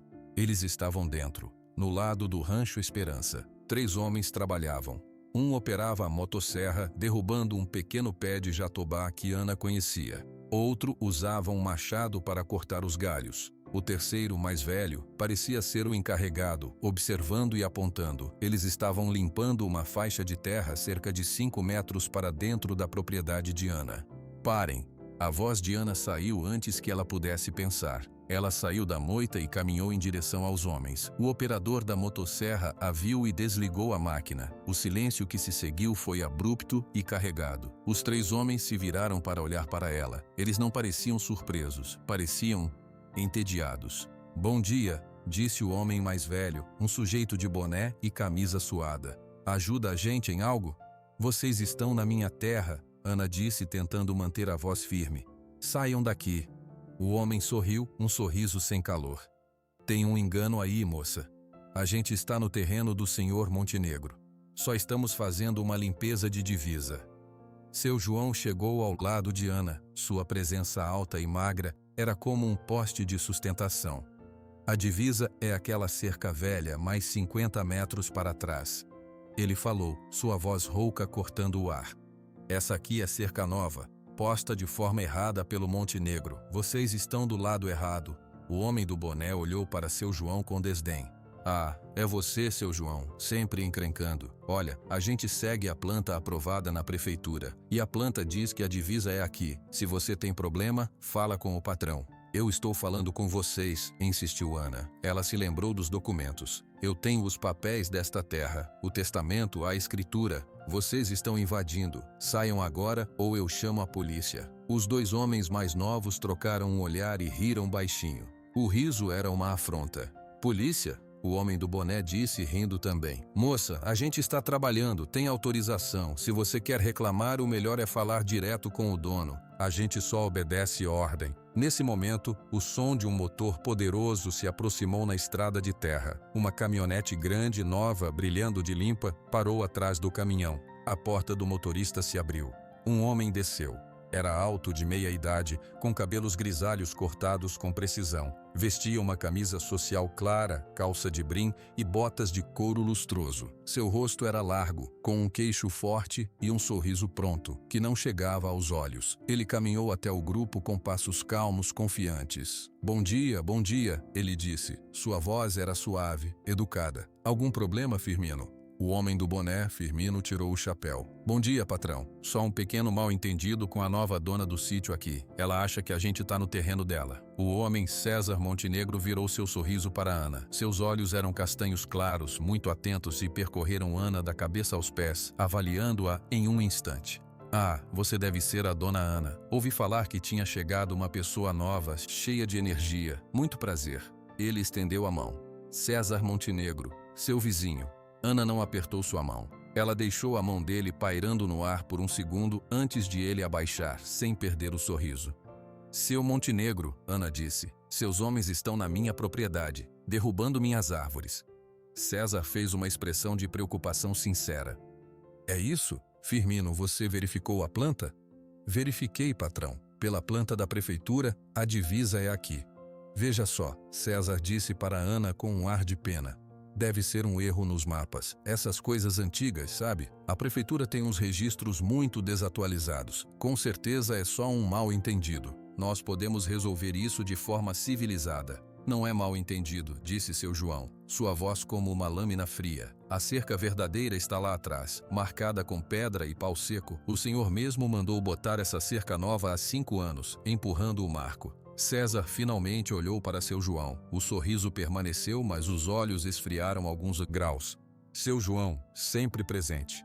Olha, meu amigo, essas histórias de marco antigo são difíceis de provar. A lei vai pelo que está registrado. A lei também vai pelo testamento do meu avô. Ana interveio, sentindo a raiva subir. Luiz de Oliveira, o dono original da fazenda Serenidade, que deixou esta terra para a minha mãe, o que significa que a venda para pagar suas dívidas falsas foi ilegal. O nome Luiz de Oliveira fez algo mudar no rosto de César Montenegro. Foi quase imperceptível, um pequeno tremor no músculo da mandíbula. O sorriso ficou um pouco mais fixo, um pouco menos natural.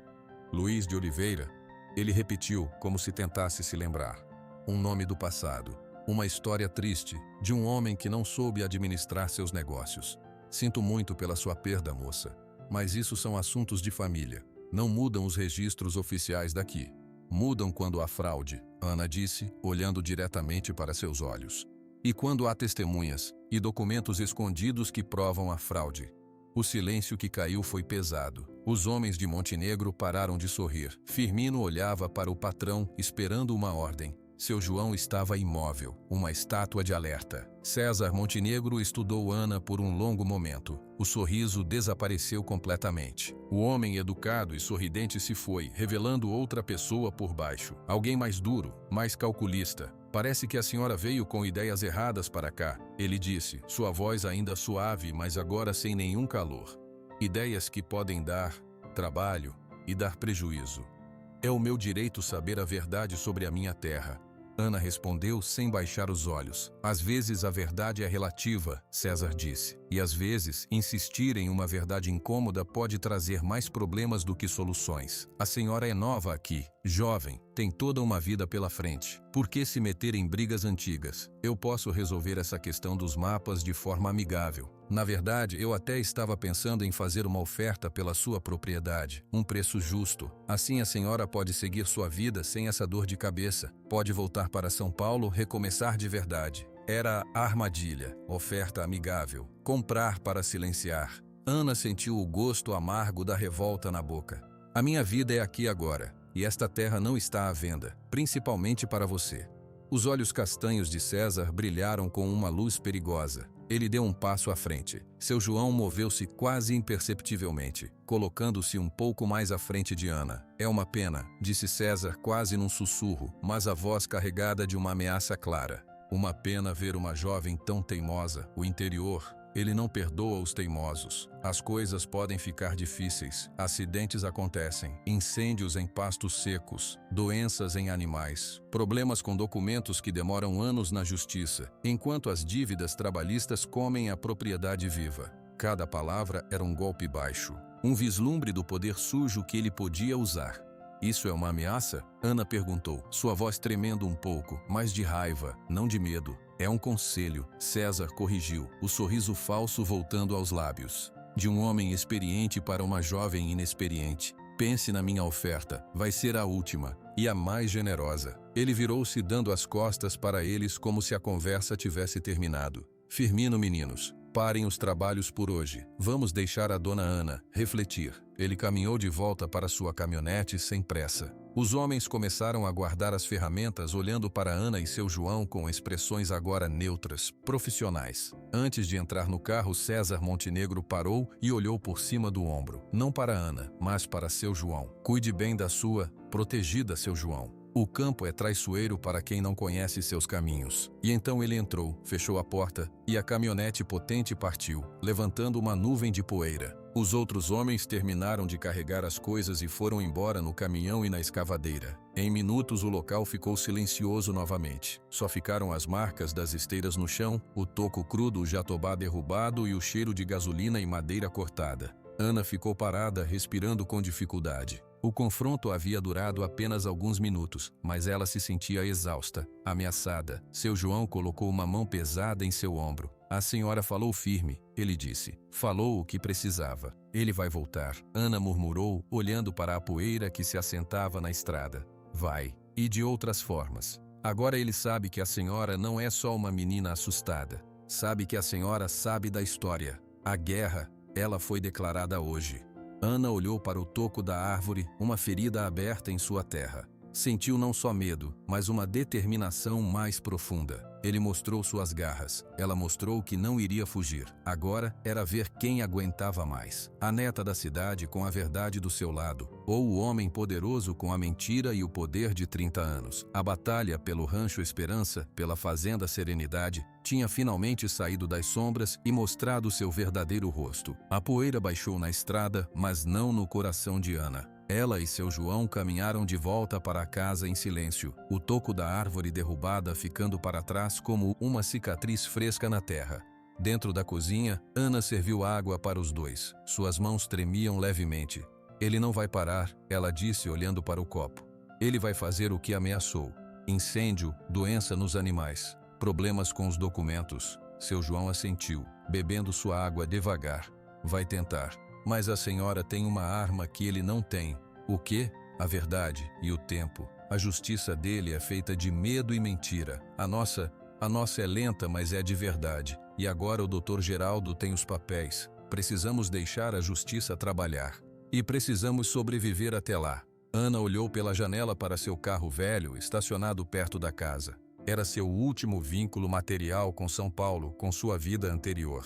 O processo vai custar dinheiro, ela disse mais para si mesma. O Dr. Geraldo falou em custas, em peritos, em viagens. Eu não tenho mais nada. Seu João seguiu seu olhar. A senhora tem o carro. Ana fechou os olhos por um momento. Aquele carro a levara para longe de tudo. Agora, ele teria que pagar pelo seu futuro. Está certo, vou vendê-lo. A venda do carro foi rápida e dolorosa. Um mecânico de Pyongyang deu um valor baixo, mas em dinheiro vivo. Ana assinou os papéis com um nó na garganta, vendo o veículo que fora sua casa móvel por tantos anos ser dirigido para longe. O dinheiro, uma pilha de notas não muito grossa, ela entregou ao Dr. Geraldo no escritório dele.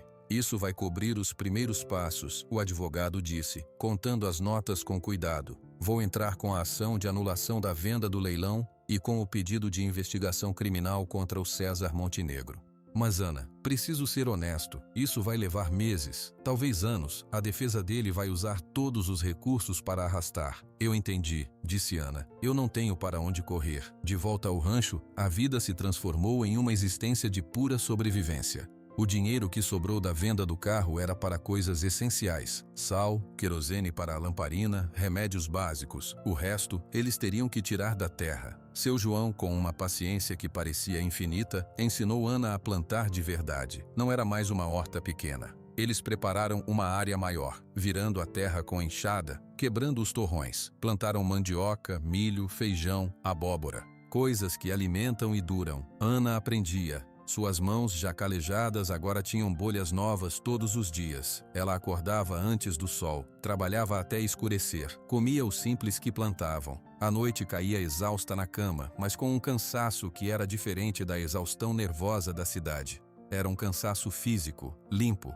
Relâmpago também fazia parte da rotina. Ana cuidava dele todas as manhãs e tardes. O cavalo continuava a ganhar peso. Seu pelo começava a ter um brilho fraco. Ele seguia Ana como uma sombra silenciosa pelos pastos. Uma tarde, enquanto Ana colhia feijão, seu João chegou perto. A senhora mudou, ele disse simples. Mudei como? No começo, a senhora olhava para a terra como um problema a ser consertado. Agora, a senhora olha para ela como uma parceira. A senhora entendeu o ritmo dela. Ana sorriu. Um sorriso cansado, mas real. Ela é a única coisa que eu tenho, seu João. Preciso entender.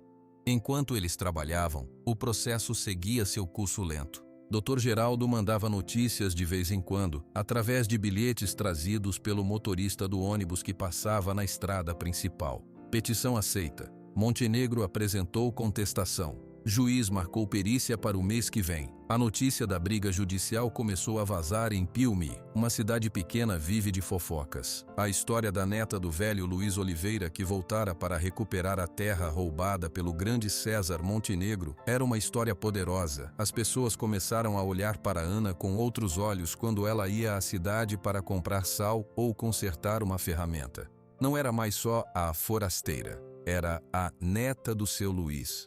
Algumas pessoas mais velhas que se lembravam do avô de Ana começaram a parar para conversar.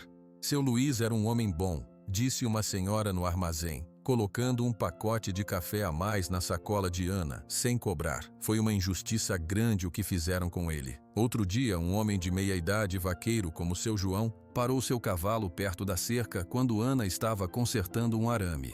Minha mãe trabalhou na cozinha da fazenda Serenidade, ele disse tirando o chapéu. Ela sempre disse que seu avô foi traído. Se precisar de um depoimento, eu falo o que ela me contou. Aos poucos, uma rede silenciosa de apoio se formava. Não era algo declarado, eram gestos pequenos. Um saco de adubo deixado perto do portão. Um aviso anônimo passado por seu João sobre homens estranhos perguntando sobre o rancho na cidade. A comunidade que antes via César Montenegro com medo ou respeito forçado começava a ver as rachaduras em sua imagem. César Montenegro não ficou parado. Houve 2 tentativas de incêndio no pasto seco, ambas frustradas porque Ana e seu João, seguindo um conselho anônimo, tinham feito aceiros e vigiavam à noite em turnos. Uma vez, encontraram uma cerca cortada, mas não havia animais para fugir. Eram ataques baixos, difíceis de provar que vinham dele. Mas a mensagem era clara: desistam. Apenas fortalecia a determinação de Ana. Depois de muitos meses, em uma tarde quente, o Dr. Geraldo apareceu pessoalmente no rancho. Ele veio de carona num caminhão de mudas, seu paletó engordurado de poeira. Ana e seu João o receberam na varada. Ele parecia exausto, mas seus olhos brilhavam.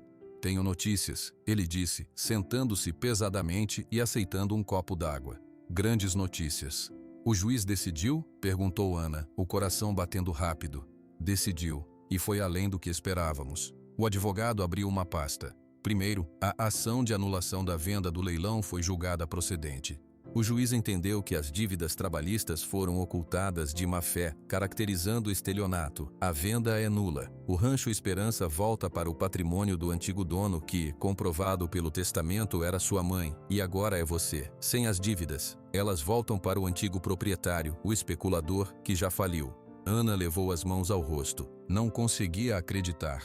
Segundo, continuou o Dr. Geraldo sorrindo. Com base nas provas da carta do seu avô, nas anotações do Dr. Tavares e no depoimento do seu João, o juiz encaminhou o caso para a Polícia Civil e para o Ministério Público. Foi aberta uma investigação formal contra César Montenegro por falsificação de documentos, estelionato e apropriação indébita pelos fatos de 30 anos atrás. A polícia já foi na fazenda dele buscar documentos. A notícia está correndo a cidade inteira. Seu João, que estivera em silêncio, soltou um longo suspiro. Parecia que um peso de 3 décadas saía de seus ombros. E ele? Perguntou Ana. O que acontece com ele? Por enquanto, ele é só investigado. Mas o prestígio dele, esse já está abalado. Muita gente que tinha medo agora vê que é possível enfrentá-lo. Outras pessoas que foram prejudicadas por ele no passado estão aparecendo para dar depoimento. A cadeia. Não sei. A justiça brasileira é lenta para os ricos também. Mas o poder dele, a imagem de homem respeitável, essa acabou. Ana sentou-se na cadeira, as pernas fracas. Olhou para seu João. Os olhos do velho estavam marejados. Ele assentiu para ela, um gesto pequeno e cheio de significado. Vencemos? Ana sussurrou. Vencemos a batalha mais importante, corrigiu o Dr. Geraldo. A terra é sua, livre e limpa. O nome do seu avô está limpo. O homem que o prejudicou está sendo cobrado. O resto é a vida. Nos dias que se seguiram, uma calma diferente pairou sobre o Rancho Esperança. A ameaça iminente tinha se dissipado. César Montenegro ainda existia, mas era um homem ocupado defendendo sua própria pele, sem tempo para perseguir uma professora e um velho vaqueiro. Ana usou o pouco dinheiro que conseguira com a primeira colheita de mandioca para comprar material e consertar de verdade o telhado da casa. Não era luxo, era firmeza, era permanência. Uma manhã, ela estava na horta plantando mudas de alface. O sol estava quente, mas um vento fresco vinha do cerrado. Seu João estava sentado na sombra de uma árvore, afiando uma enxada. Relâmpago pastava livremente no pasto dos fundos, sua silhueta forte e tranquila contra o céu azul. Ana parou, limpando o suor da testa com o braço. Olhou ao redor. A casa ainda era simples, mas não estava mais caindo. A cerca estava firme, a horta estava verde. E ela tinha fome. Mas era a fome do trabalho, não a fome do desespero. Seu João levantou os olhos e a viu parada. Tudo bem, menina? Ana sorriu. Um sorriso largo, aberto, que ela não dava há muito tempo. Tudo bem, seu João, tudo está no seu lugar. Ele retribuiu o sorriso, um raro movimento em seu rosto enrugado. Finalmente. Ana olhou para Relâmpago. O cavalo levantou a cabeça como se sentisse seu olhar. Ele a observou por um momento, depois voltou a pastar seguro em casa. Ela afundou as mãos na terra úmida da horta, sentindo sua textura entre os dedos. Esta terra, sua terra, não era mais um sonho distante chamado esperança. Era a realidade concreta de sua vida. Era o suor do seu trabalho, a memória do seu avô, a lealdade de um velho amigo, a conexão com um cavalo velho. Era um lar. Ela não precisava mais de esperança. Tinha algo melhor, tinha raízes. E pela primeira vez desde que chegara, Ana sabia sem sombra de dúvida que estava exatamente onde deveria estar.